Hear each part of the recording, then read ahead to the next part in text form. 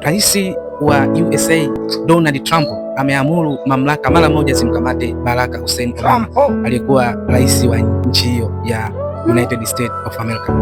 But the issue ni kwamba the DNI, Director of National Intelligence, ametoa nyaraka mbalimbali za Russiagate ambazo hizo nyaraka zinaonyesha kwamba Barack Hussein Obama alishirikiana na kuandaa CIA intelligence ya Marekani watoe taarifa ama nyaraka za uongo za kumzushia Trump kipindi cha 2016. Na akisema kwamba hiyo ilikuwa ni jaribio la kimapinduzi dhidi ya Trump kutoka kwa Barack Hussein Obama, rais mstaafu wa USA.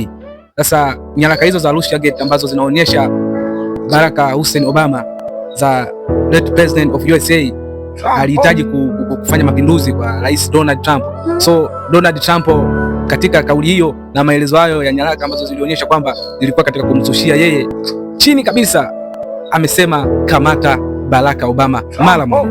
Kwa hiyo Barack Hussein Obama yuko katika hatia ya kukamatwa na Donald Trump. Je, unafikiri hii itawezekana ama ndio Donald Trump anazidi kuonyesha yeye ndio rais wa ajabu zaidi kutokea, kwa sababu ana power ya ajabu, yani anafanya kitu ambacho yeye anahisi kinafaa basi anafanya. Kwa hiyo Barack Obama yuko msakoni, most wanted. Shout out.